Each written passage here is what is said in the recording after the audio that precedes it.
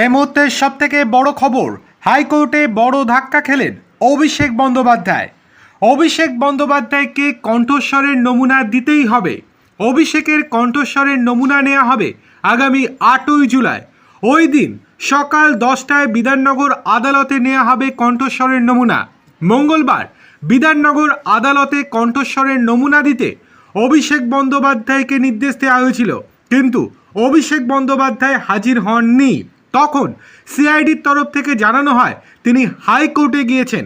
এই কথা শোনার পরই বিচারক আগামী 8ই জুলাই এসটিএম আদালতে উপস্থিত হওয়ার নির্দেশ দিয়েছেন। সেখানে ডিজিএ মামলায় অভিষেকের কণ্ঠস্বরের নমুনা দিতে হবে।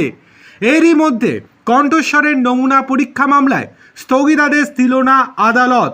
কলকাতা হাইকোর্টের মহামান্য বিচারপতি তীর্থঙ্কর ঘোষের পর্যবেক্ষণ তদন্তে হস্তক্ষেপ করতে পারে না আদালত। অভিষেককে কোনো রক্ষা কবচ দেওয়া হবে না।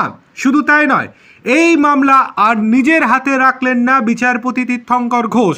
ভারপ্রাপ্ত প্রধান বিচারপতির কাছে মামলা ফেরত পাঠিয়ে দিয়েছেন। অর্থাৎ হয়রানি আরও বাড়ল অভিষেক বন্দ্যোপাধ্যায়ের। অভিষেক বন্দ্যোপাধ্যায়ের কণ্ঠস্বরের নমুনা দেওয়ার নিম্ন আদালতের নির্দেশ চ্যালেঞ্জ করে মামলার দ্রুত শুনানি চেয়ে প্রধান বিচারপতির অফিসে চিঠি দিয়েছেন তার আইনজীবীরা। কিন্তু যেহেতু গতকাল বিচারপতি তীর্থঙ্কর ঘোষ এই মামলার শুনানি করেও শেষ মুহূর্তে মামলা ছেড়ে দেন, ফলে এই মামলার দ্রুত শুনানির জন্য নতুন বিচারপতির এজলাস চিহ্নিত করার আবেদন করা হয়েছে। প্রধান বিচারপতি বর্তমানে এজলাসে অন্য মামলা শুনছেন। তিনি এজলাস থেকে নামলে সম্ভবত আজই নতুন বিচারপতির ঘর চিহ্নিত করে ওই মামলা পাঠানো হতে পারে। তবে এই মামলার শুনানি কবে হবে সেটার কোনো নিশ্চয়তা নেই। আর হাইকোর্টে যেহেতু এই মামলার শুনানি পিছিয়ে গিয়েছে, তাই বিধাননগর আদালতে কণ্ঠস্বরের নমুনা মামলার পরবর্তী শুনানির দিন স্থির হয়েছে আগামী 8ই জুলাই।